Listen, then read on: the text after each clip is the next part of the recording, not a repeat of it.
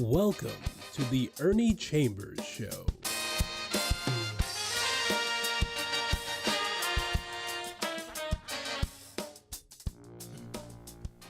Brothers, sisters, friends, and enemies, I'm going to talk about a situation that arose a few years ago before I had to leave the legislature due to term limits.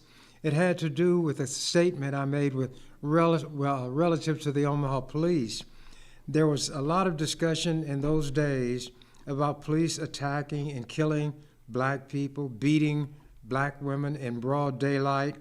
So I had made the comment that my ISIS is the police, and I will, in my reading, fill that whole idea in, but that's what this is aiming at.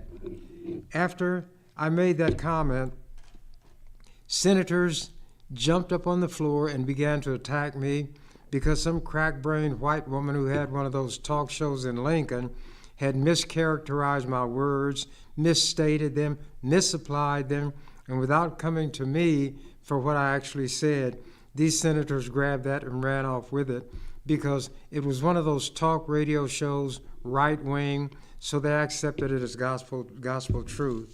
But here's what a columnist wrote after that debate, and this was March 10th, 2015, a few years ago. Debate about Ernie Chambers revealing. The 2-hour legislative discussion last week about, quote, what Ernie Chambers said was revealing. As it unfolded, roughly half the members of the legislature arose to address the remarks Chambers made about police during a legislative committee hearing last week. Perhaps a few dozen people, that's a guess, I wasn't there, might have been in the hearing room to hear what Chambers actually said.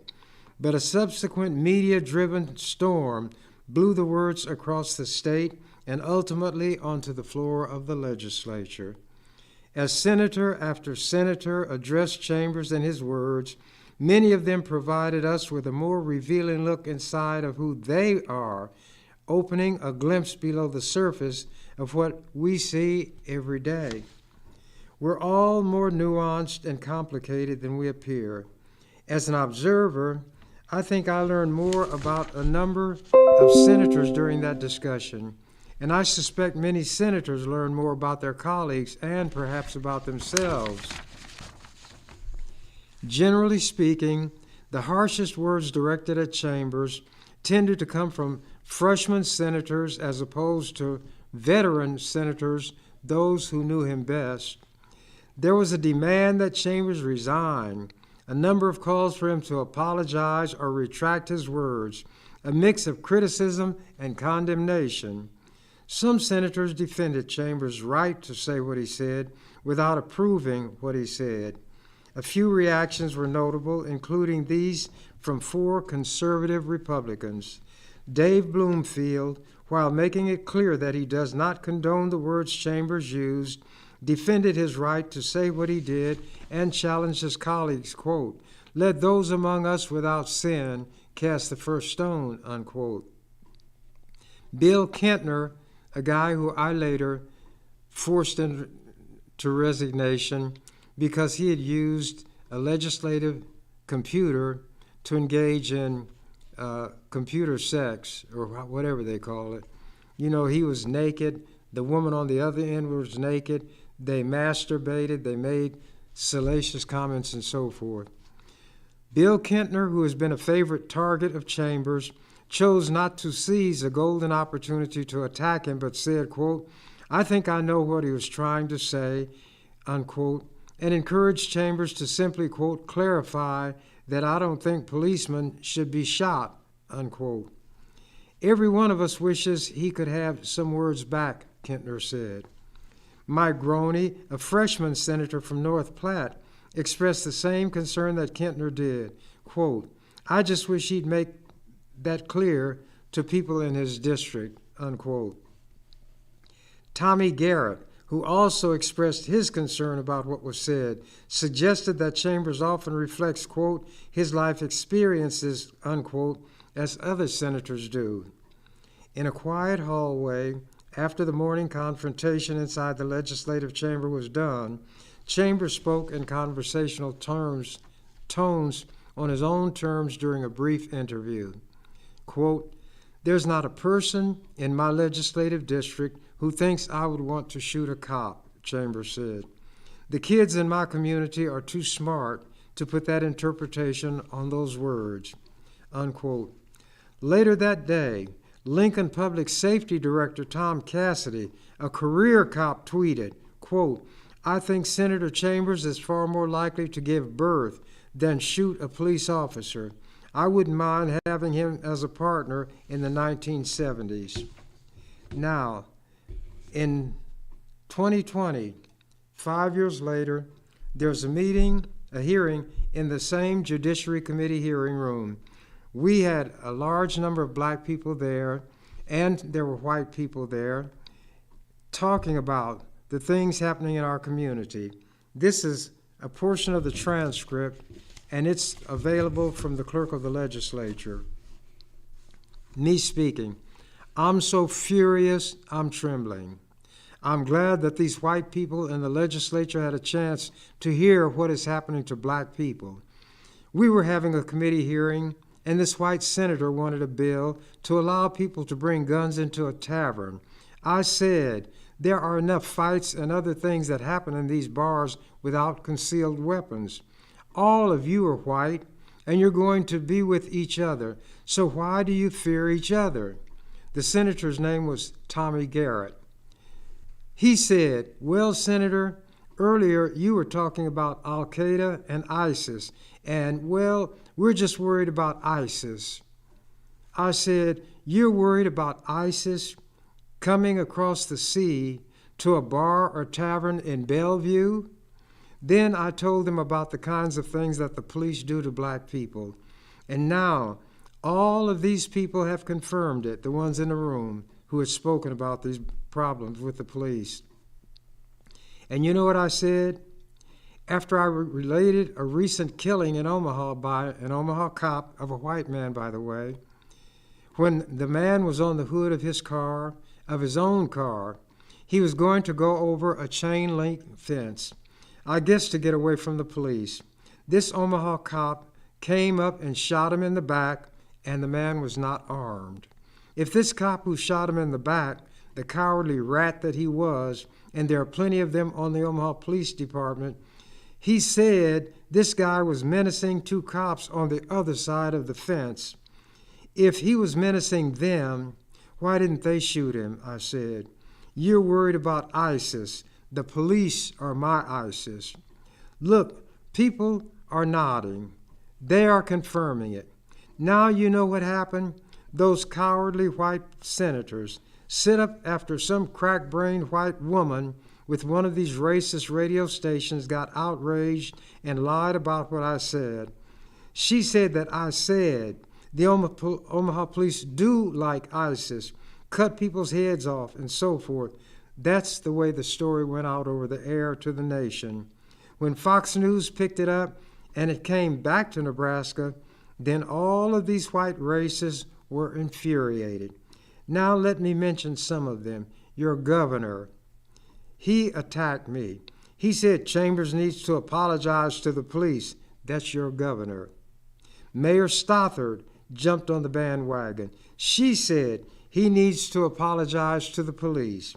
There was a congressman named, well, somebody call him Google Eyes or something. He's from Iowa. What's his name? One of the senators, Fortenberry. Fortenberry, Chambers continuing. Fortenberry attacked me. A U.S. congressman attacked me and said I should apologize. Chief Schmaderer, who knows better, said I should apologize. Then that cowardly racist Omaha Police Union jumped on the bandwagon and said I should apologize. Then the senators on the floor of the legislature popped up one after the other, and you know what I did? I stood there. I watched them. All of these brave but really cowardly white people didn't even have the story right. You think I'd apologize to a bunch of white cops for whom I have contempt? You think I was afraid of the white police union on which you find criminals? And I listened to them, and I let them beat their gums. And you know what I said? I'm going to quote Santa Claus to show you what I think of all of you and what you said. Ho, ho, ho, ho, ho. That's how I dealt with them on the floor of the legislature. All of these cowardly white people got together like the Ku Klux Klan. Not one of them would confront me. But when they can gang up in that fashion, and you heard what these people have told you, these black people, they told you what these dirty cops will do, these cowardly cops, hurting women, children, then gassing them. And that's what I was trying to tell these racists about. I don't fear the police. I don't fear the state patrol. And when I was younger, I was arrested by the police several times because I was not afraid to speak my mind. I have a longer arrest record probably than Jesse James. So how could I get in the legislature with all those arrests? Because I was never convicted. That's the way the bullies operate. I had on a T-shirt tighter than this one, and there was a picture of me handcuffed outside the paddy wagon. And that Omaha Police Union, the thuggish, Ku Klux Klanish police union, who justify anything that a cop does to black people, put that on their website or whatever you call it, and said I should resign. People should tell me, this is what the police said. People should tell me I should resign. And they knew that that was a frame-up. First of all, you know what they charged me with? And I had on a tight-fitting T-shirt, carrying a concealed weapon. No place to conceal it. And the charge was dismissed in court. You know what my concealed weapon is? One that is more powerful than any of their openly carried weapons. And you know where I carry my concealed weapon? Inside my head. These cops fear my loaded brain more than they fear somebody with a loaded weapon. And when you have a black man who is more intelligent than they are, who has no fear of them, who will not tremble and run from them, they don't know what to do other than to gang up and lie. Am I saying every cop is a rat? No. But I'll tell you this.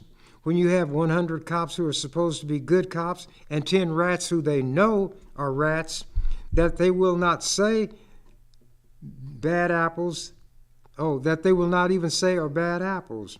If the 100 so-called good ones won't do anything about the 10, then you've got 110 bad apples. These cops take an oath, which meant nothing. They're supposed to intervene whenever a crime or a violation of the law is committed. They watch the crimes committed by cops. The chief knows they commit crimes, and they all close ranks and defend and protect each other. We in the black community know it. You heard the fear expressed by some of these women and the contempt expressed by some of the men. And I had the audacity to ask a white senator why he wanted to allow concealed weapons to be carried in a tavern.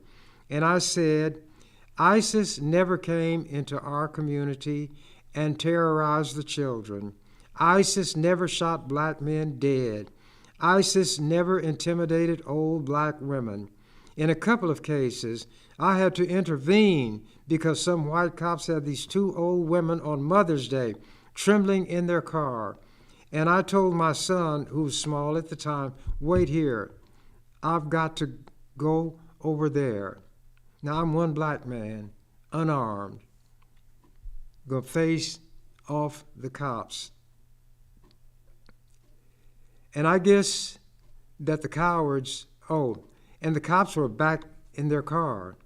And guess what the cowards did when they saw me come over to the car where the women were? The brave men intimidating black women, they didn't confront me, they pulled off. You don't know what you'd you don't know what you'd have on your hands if I would decide to do what I know how to do. I say what I have to say in the open. I say it to the cops because I know of instances where they murdered young black men. They shot one in the back and said that he was in a filling station robbing it when they came up. He is supposed to have run from an office in this closed, locked filling station, across the window where they saw him, and into the bay where work is done on cars, and jumped out of a window that was made of iron bars. You know how big that window was? The size of a sheet of typewriter paper. And I persuaded some news people to try to get out that window, some who were smaller than this man, a young white woman weighing slightly less than 100 or 98 pounds. She couldn't get out that window. These lying, no-good, murderous cowards told that lie. You know why? You know they lie? You all saw on television where these bold cops in Buffalo pushed that 70-something-year-old white man, and he fell and hit his head. And the first report was he tripped and fell. Then the video came, and they had to change that lie. When Floyd was killed, George Floyd, they didn't know these cops. The cops didn't know. There were surveillance cameras and citizens with cameras. They said he was fighting and resisting. That's what the lying cops said. And then, when the surveillance cameras and the videos taken by civilians showed what the cops didn't want to show, here's a man handcuffed, he's 6'6", 6'4", something along that line, called a gentle giant, being led because he's already in handcuffs. No resisting.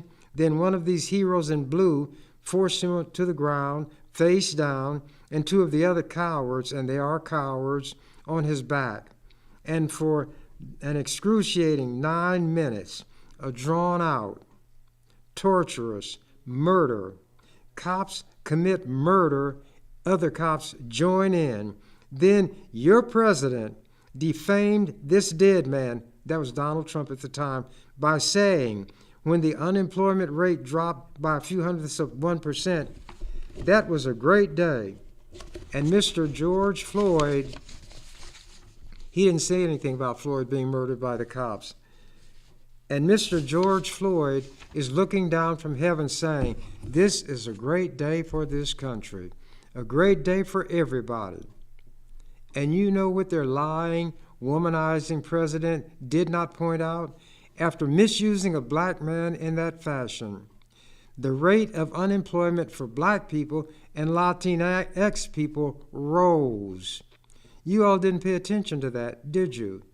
And your president said this black man in heaven would be happy. It was a great day when the unemployment rate for his people rose. Why didn't Trump say something about that? When he had the peaceful citizens exercising their First Amendment rights, that was outside the White House.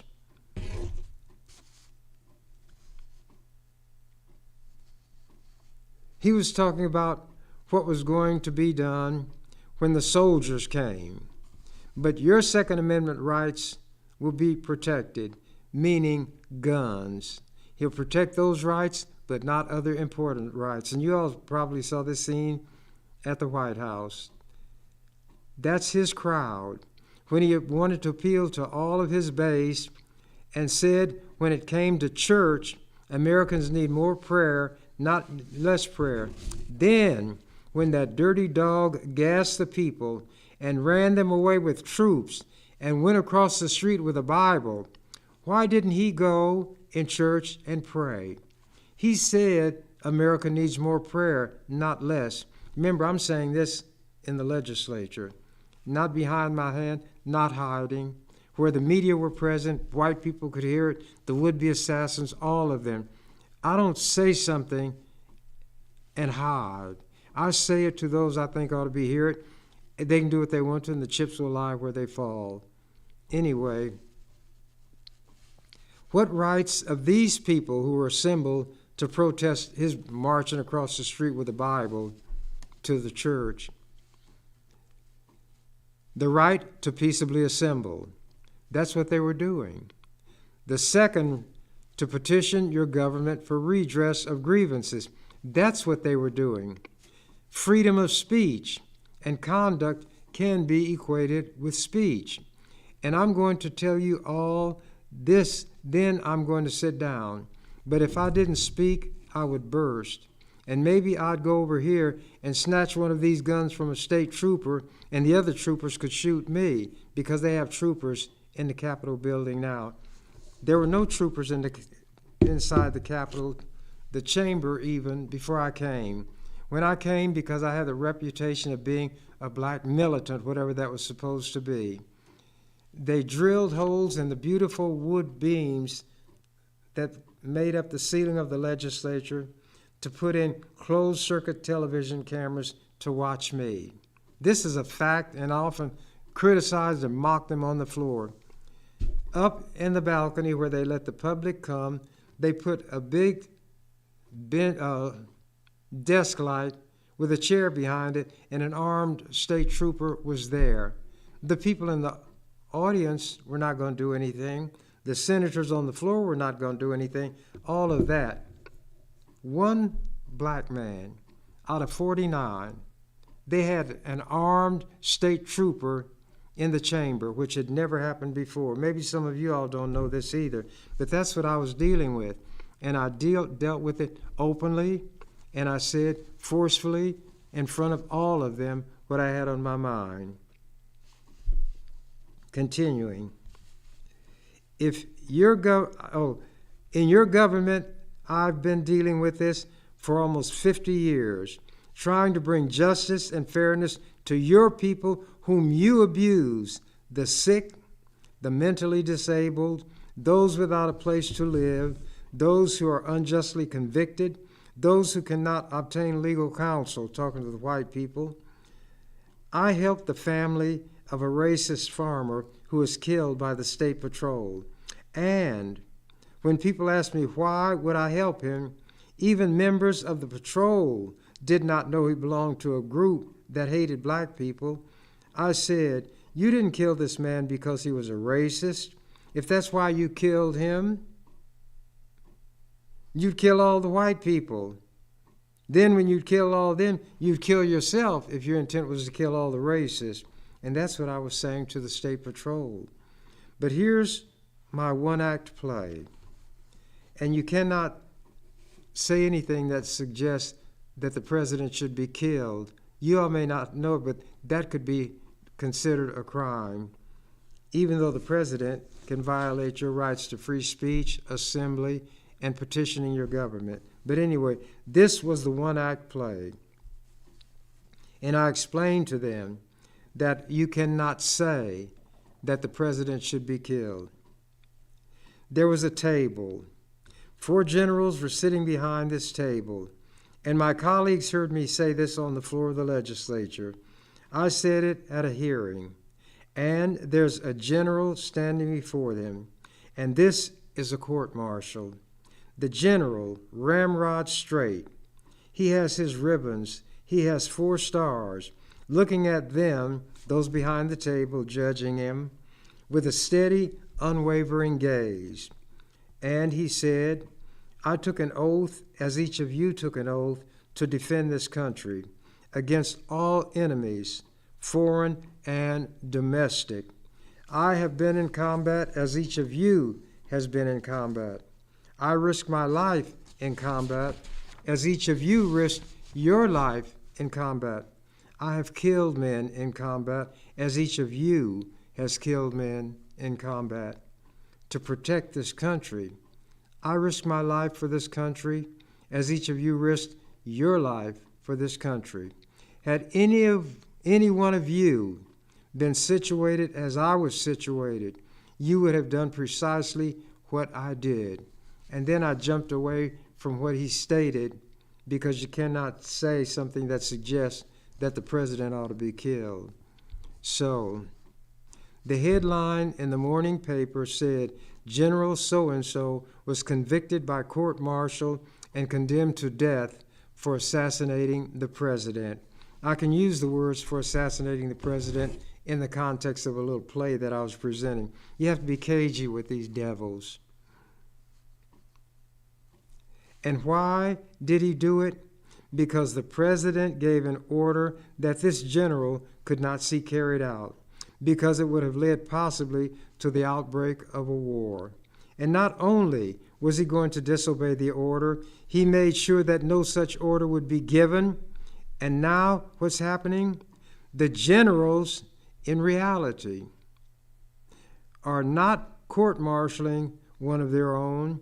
They are condemning a draft dodger, President Trump, who has fired 2 generals already.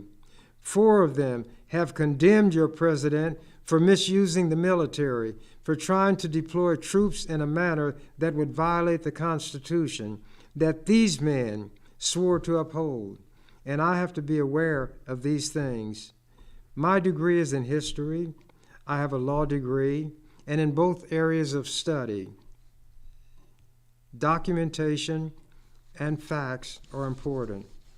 And I, in my reading of history, found there a president whose likeness is on Mount Rushmore, Teddy Roosevelt, TR, he of the big teeth. And get this and see how it was almost a prophecy about what came later. He made the remark that no man is above the law. Teddy Roosevelt said that no man is above the law, no man is below the law. But then, when he wanted to push through the building of the Panama Canal, the law wouldn't allow it. And you know what Teddy Roosevelt said on that occasion? Damn the law, build the canal. Your president, who said no man is above the law. You saw where the U.S. Supreme Court is trying to show that Trump will be immune from prosecution for anything he did in office as president. And I wrote this years before Trump got in office. Anyway,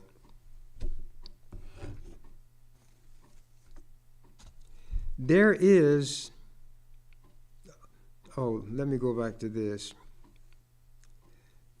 Teddy Roosevelt placed himself above the law, and that's what you have in the White House now.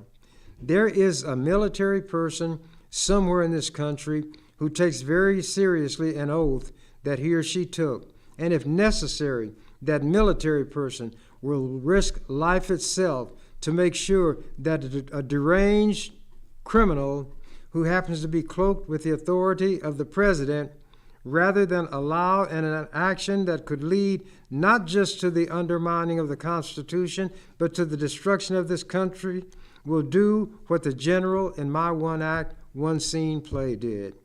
Now you know why I'm telling you all this, because I am fed up with all of this sanctimoniousness by these police, and especially their union, which is like the mafia.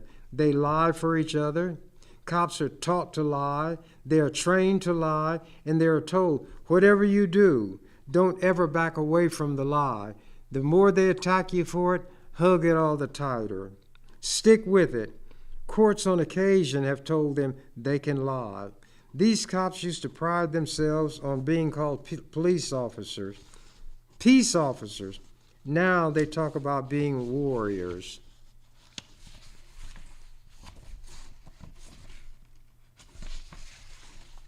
Now, agencies try to recruit these white unstable men who want to be in a position to legally and lawfully inflict pain and suffering on black people, even death. And that's why they are deliberately sending these kind of rats into our community. Recently, 2 black men were killed, as you all know. I'm preparing a letter to the U.S. Attorney to ask for a federal investigation. The county attorney immediately said that no charges would be against the people, the guy who killed a man whose last name was Ford. I wrote a letter to the county attorney, told him how wrong he was to do that. What he wanted to do was to influence the outcome of any police investigation that was still going on. He wanted to upstage the grand jury, which is required when a person is killed in custody or while being taken into custody, and by him being the one likely to run the grand jury, he would make them come in with the decision that he had already made. And I said, the police department under the chief is conducting its investigation.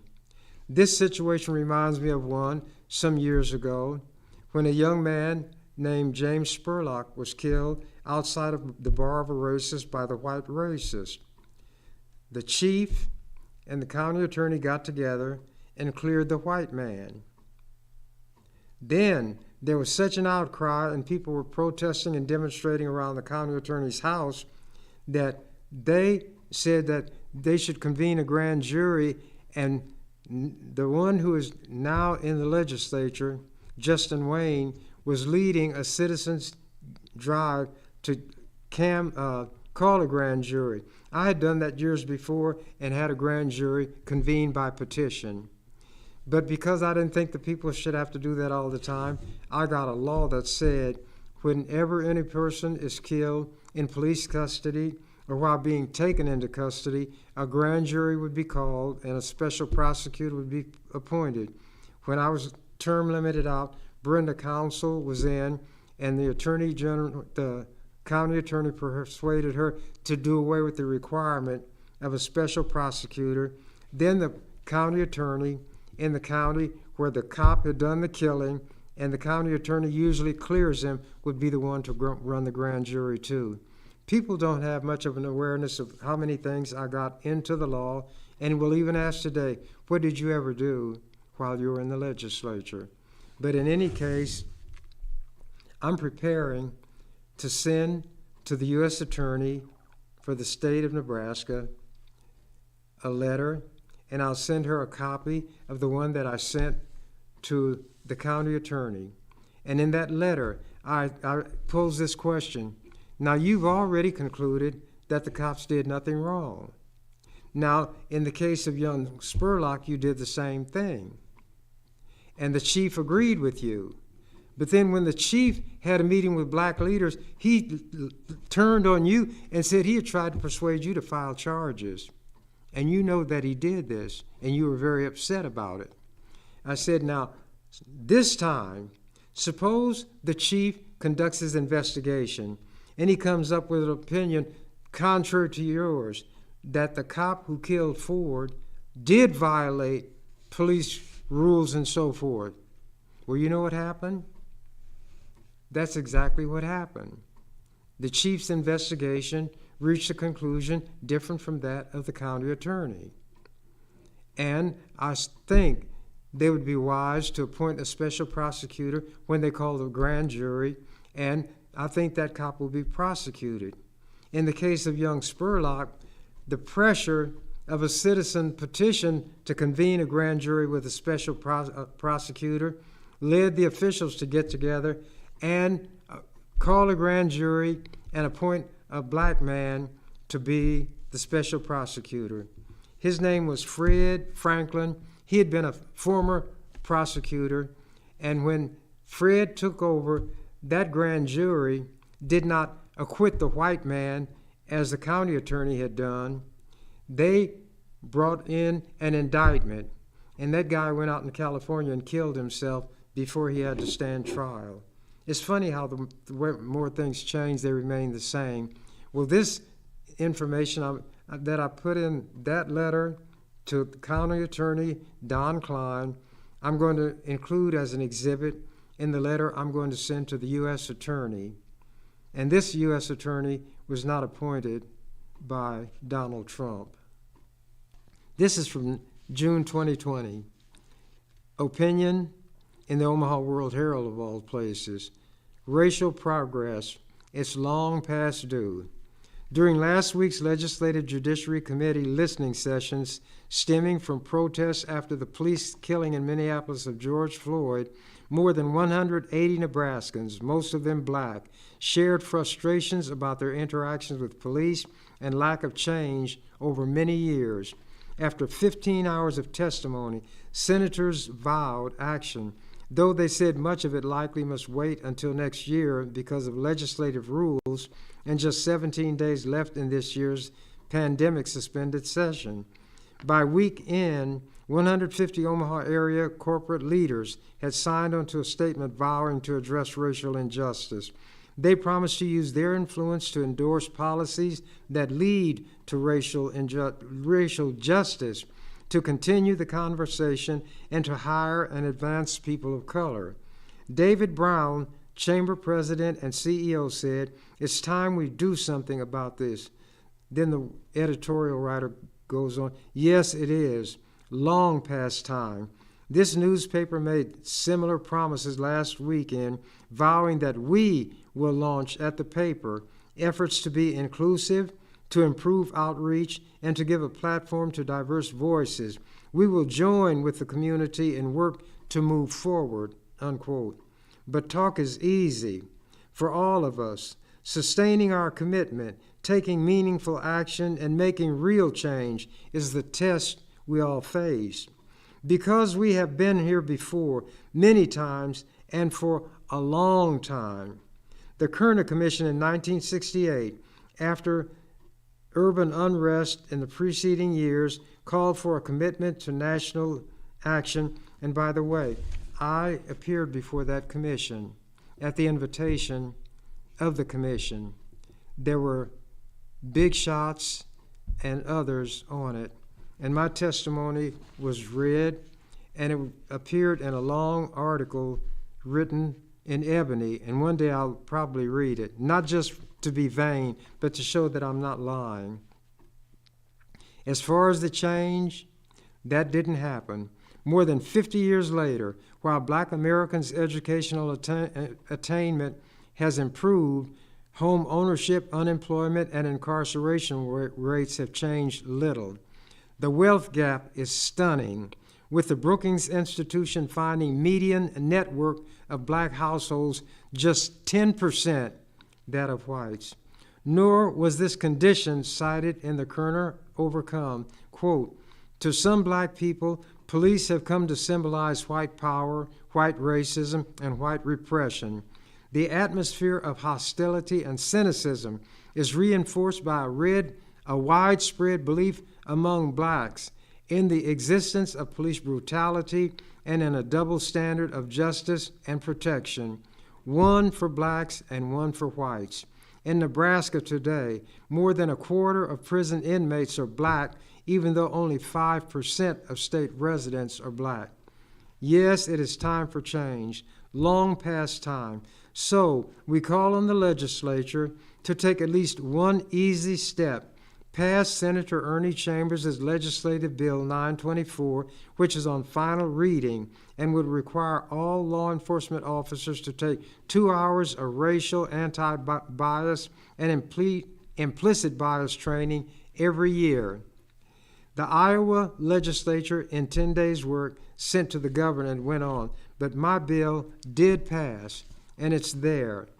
Now, when we have a situation of ongoing mistreatment of Black people, recently the killing of 2 Black people, where are our Black representatives? Have their tongues been cut off? Do they have a gag? Do they have on blinders? I'm no longer in the legislature. Oh, but I'm running as a write-in. If you want to vote for me on the ballot for the 11th Legislative District, there will be one name, that of the incumbent. There will be a line below that name. If you want to write my name in, write Ernest Chambers and put an X in the box next to it. If you want to send me into that hellhole again, and you think that I can do something worthwhile, which I know, excuse me, I know I can. And I've had people who cannot vote for me because they don't live in the district offer money. But I tell them I don't accept money, and that's not what I'm looking for. We need change. I even had senators call me and tell me how they miss me because I knew the rules well enough to stop a lot of that claptrap that the governor was dumping into the legislature. But the point I want to make is this, and it's aside from all else: register and vote. We have a chance to put a woman in the White House She manifests all of the traits of strength, determination, intelligence, fearlessness. If my running as a write-in does nothing other than bring out more people to vote for Kamala Harris, that in itself will be something of value. If we don't vote, then we shouldn't talk about anything anymore. Your vote is the strongest weapon you have. That's why Trump is trying to find ways to take it away. The Republicans in offices and legislatures all over the country are trying to find ways to take it away. In Georgia, they made it a crime.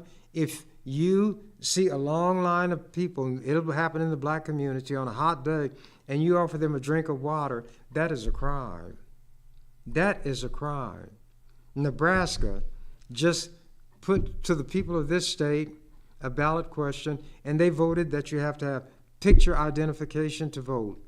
They're not doing it like they used to do in the old days of the South, when you came to the polling place or you went to register, you get busted upside the head by a cop with a stick. You had a police dog set on you. You had fire hoses turned on you. These are the things black people went through to vote. And all we have to do is register and show up and put that X. Don't make it appear that all of the speaking, all of the urging of those you call leaders and you respect, it comes to nothing because you won't even vote. You're not going to have to face down a police dog. You're not going to have to face down a cop. You're not going to have to worry about going to jail. Just go down. First, you've got to register and vote. Politicians fear the vote more than anything else. In this state, although the legislature said that former felons could vote when they served a certain amount of time and then had been out for a certain amount of time, they could vote. Well, the white Republican Attorney General said, no, that's not going to be, even though it's the law, that can't be, and threw it out. That shows how much they fear votes. You should do the thing that you fear, that your enemy fears more than anything else. They let you get guns. They encourage you to get guns because we use them against each other. What do they do in terms of moving heaven and earth to stop you from doing? Voting. Let your enemy tell you and show you what he fears most, and it is the vote. They don't try to take away your guns. They're glad you got them because we usually use them on each other. They don't fear your guns. They fear your vote.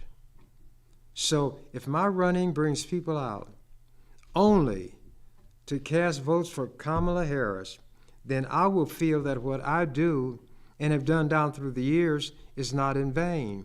There are some of us who take very seriously the oath that some people take, the affirmation that I took, to do the job to the best of my ability, to make sure that everybody is treated fairly before the law, that the rights of everybody, regardless of race, creed, color, sexual orientation, or any other erroneous, extraneous, irrelevant reason, make sure that none of that comes into play to stop them from voting.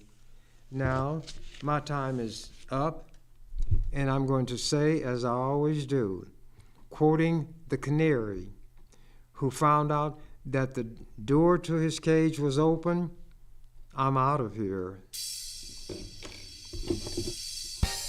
You've been watching The Ernie Chambers Show. If you'd like to leave suggestions, email us at ewcfacts@gmail.com. That's ewcfacts@gmail.com. This is an EWC Communications production.